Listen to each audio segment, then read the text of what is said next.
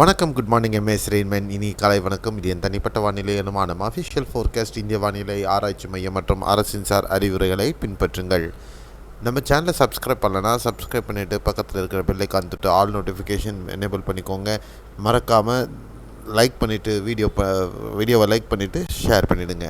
உங்களுக்கு உண்மையான தகவல்கள் தொடர்ந்து கிடைக்கணுன்னா மறக்காமல் சப்ஸ்கிரைப் பண்ணிவிட்டு ஆல் நோட்டிஃபிகேஷன் எனேபிள் பண்ணிக்கோங்க. இன்றைய வானிலை அனுமானம் 15 செப்டம்பர் 2025 உங்களுக்காக. மத்திய இந்திய பகுதிகளில் தெலுங்கானாவை ஒட்டி நிலவி கொண்டிருந்த அந்த குறைந்த காற்றழுத்த தாழ்வு பகுதியானது ஒரு வளிமண்டல மேலடுக்கு சுழற்சியாக வலுவிழந்திருக்கிறது.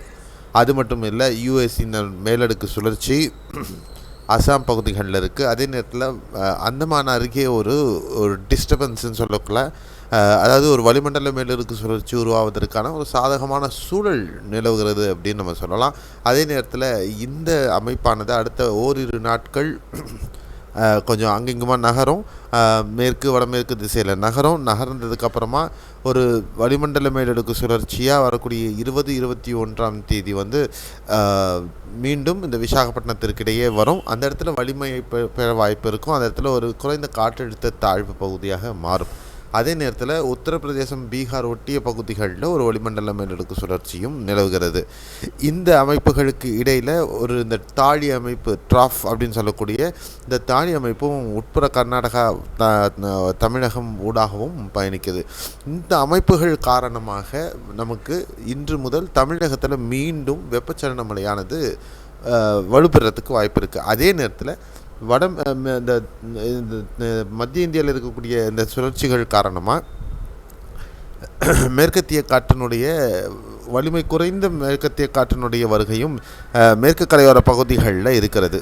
இதன் காரணமாக இந்த மேற்கு கரையோர பகுதிகளிலையும் ஒரு சில பகுதிகளில் தண்டர்ஸ்டார்ம்ஸ் ஆக்டிவிட்டியானது இருப்பதற்கு வாய்ப்புகள் இருக்கிறது. அடுத்த இன்று தொடங்க இருக்கக்கூடிய இந்த வெப்பச்சலனமடையானது அடுத்த ஒரு வாரம் 10 நாள் கிட்டத்தட்ட இருக்க போது பரவலாக தமிழகத்தில் பல பகுதிகளில் கனமழையும் பதிவாக இருக்கிறது. அது வரக்கூடிய நாட்களில் பார்க்கலாம். இப்போது அடுத்த 24 மணி நேரத்திற்கான மழைக்கான வாய்ப்புகள் பொறுத்தவரையிலும் கேரளாவில் எக்ஸப்ட் கோழிக்கோடு, மலப்புரம் மற்ற ஏனைய மாவட்டங்கள் முழுவதுமாக திருவனந்தபுரம், கொல்லம், பத்தினம்திட்டா, கோட்டயம், ஆலப்பி, இடுக்கி, எர்ணாகுளம், திரிசூர், பாலக்காடு, வயநாடு மற்றும் மலப்புரம், கண்ணூர், காசர்கோடு மாவட்டத்தின் பரவலான பகுதிகளில் மிதமானது முதல் கனமழை பதிவாகிறதுக்கான வாய்ப்புகள் இடியுடன் கூடிய மழையாக இருக்க வாய்ப்பு இருக்குது.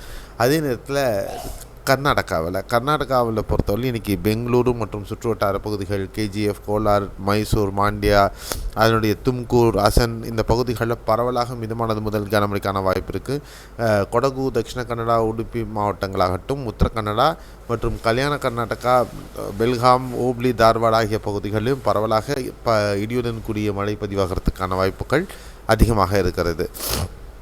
ஆந்திராவில் நேற்று குண்டூர் மாவட்டத்தில் பல பகுதிகளில் கனமழை, பலத்த மழை வலிமைகள் பதிவாயிருந்தது. அதே மாதிரியான அமைப்பு இன்றைக்கும் இருக்கக்கூடும். என்டிஆர், குண்டூர், ஏலூர், கிருஷ்ணா, அதாவது விஜயவாடா மாவட்டங்களில் இன்று பரவலாக பலத்த மழை பதிவாக வாய்ப்பு இருக்குது. ராயலசீமா பகுதிகளில் அங்கேயும் வெப்பச்சலன மழை இன்று வீரியமழை வாய்ப்பு. திருப்பதி, நெல்லூர், காவாலி, கடப்பா, அனந்த்பூர், கர்னூல், நந்தியால், சத்யசாய், அன்னமய்யா, சித்தூர் மாவட்டம்னு எல்லா பகுதிகளிலுமே இன்றைக்கி வெப்பச்சலன மழை இடியுடன் கூடிய வெப்பச்சலன மழை பதிவாக வாய்ப்பு இருக்குது. வட ஆந்திர பகுதிகள் சில பகுதிகளில் மிதமானது கனமழையாக இருக்க வாய்ப்பு இருக்குது. அடுத்து தெலுங்கானாவை ஒட்டி விதர்பா மாவட்டங்கள், அதாவது மத்திய இந்திய பகுதிகளில் இருக்கக்கூடிய அந்த வளிமண்டல மேலடுக்கு சுழற்சி காரணமாக தெலுங்கானாவிலேயே பரவலாக இன்று இடியுடன் கூடிய மிதமானது முதல் கனமழை பதிவாகிறதுக்கான வாய்ப்புகள் ஹைதராபாத் உள்பட இருக்கக்கூடும். தமிழகத்தில் இன்றைக்கி வெப்பச்சலன மழை. தென் தமிழகம் எடுத்தோம்னா நாகர்கோவில், கன்னியாகுமரி, தூத்துக்குடி மாவட்டத்தின் கடலோர மாவட்டங்கள், மதுரை, தேனி இந்த பகுதிகளில் இன்று மிதமானது முதல் கனமழை பதிவாகிறதுக்கு வாய்ப்புகள் இருக்கும். தென்காசி, திருநெல்வேலி, தூத்துக்குடி, விருதுநகர், ராமநாதபுரம், சிவகங்கை மாவட்டங்களில் மேகமூட்டத்துடன் ஒரு சில பகுதிகளில் லேசானது முதல் மிதமான மழைக்கு வாய்ப்பு இருக்கும். நீலகிரி மாவட்டத்திலையும் இன்று வெப்பச்சலன மழையினுடைய தாக்கம் இருக்கிறதுக்கு வாய்ப்பு இருக்குது. ஈரோடு, கோயம்புத்தூர், திருப்பூர், சேலம், நாமக்கல், கரூர், திண்டுக்கல், திருச்சி, அடுத்து பெரம்பலூர், அரியலூர் ஆகட்டும், இந்த பக்கம் தஞ்சை, புதுக்கோட்டை மாவட்டங்களில் ஒரு சில பகுதிகளில் லேசான அல்லது மிதமான மழை பதிவாகலாம் ஒரு சில இடங்கள்லாம். அடுத்து மயிலாடுதுறை, காரைக்கால், நாகை மாவட்டத்தில் ஒரு சில பகுதிகளில் லேசான மழை இருக்கும். அதே நாகை கீழே தெற்கு பகுதிகளில் பார்த்திங்கன்னா அங்கேயும் திருவாரூர் மாவட்டத்திலையும் சில பகுதிகளில் மிதமானது முதல் கனமழை கூட இருக்க வாய்ப்பு இருக்கக்கூடும். அதே நேரத்தில் வட உட்புற மாவட்டங்களில் கிருஷ்ணகிரி, தருமபுரி, திருப்பத்தூர், அப்புறம் வேலூர், ஆம்பூர், குடியாத்தம், திருவண்ணாமலை, கள்ளக்குறிச்சி, கடலூர், பாண்டிச்சேரி, விழுப்புரம் மாவட்டங்களில் பரவலாக, திருவண்ணாமலை உள்பட பரவலாக இன்று மிதமானது முதல் கனமழை இருக்கிறதுக்கான வாய்ப்புகள் இருக்கும்.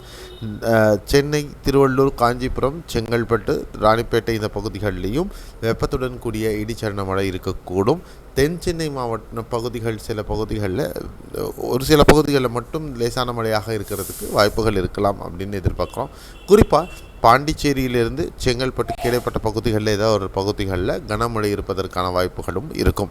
ஸோ இது எந்த மாதிரி பேன் அவுட் ஆகும் அப்படிங்கிறது கூடிய 24 மணி நேரத்தில் இந்த வெப்பச்சலன மழை தொடங்கும் போது தான். வெப்பச்சலன மழை பொறுத்தவரையிலையும் எந்த இடத்துல ஹிட் ஆகும் அப்படிங்கிறத கணிக்க முடியாது, பருவமழை மாதிரி கிடையாது. ஸோ அதனால் நம்ம அது நவ்காஸ்ட் அலர்ட்டில் நம்முடைய ஃபேஸ்புக், ட்விட்டர் வலைதளங்கள்லேயே தொடர்ந்து நம்ம பதிவிட்டு வருகிறோம். வாட்ஸ்அப் சேனல்னு அதோட லிங்க் எல்லாமே கீழே டிஸ்கிரிப்ஷன் பாக்ஸில் இருக்குது. நம்முடைய யூடியூப் சேனல் புதுசாக இங்கிலீஷ்க்குன்னு தனியாக நம்ம ஆரம்பிச்சிருக்கோம், அதுலேயும் அந்த லிங்க்கு கீழே இருக்குது, அதையும் நீங்கள் தொடர்ந்து ஃபாலோ பண்ணலாம். ஸோ இந்த வீடியோ உங்களுக்கு புரிதலை கொடுத்துருக்கோன்ற நம்பிக்கை எனக்கு இருக்குது. மறக்காமல் லைக் பண்ணிவிட்டு ஷேர் பண்ணிடுங்க. மறக்காமல் வீடியோவை பார்க்குறது மட்டும் இல்லை, நம்ம சேனலை சப்ஸ்கிரைப் பண்ணிவிட்டு பெல் ஐக்கான் தொட்டு ஆல் நோட்டிஃபிகேஷன் எனேபிள் பண்ணிக்கோங்க. மீண்டும் அடுத்த காணொலியில் சந்திக்கலாம். நன்றி, வணக்கம், பாய், see you, have a nice day.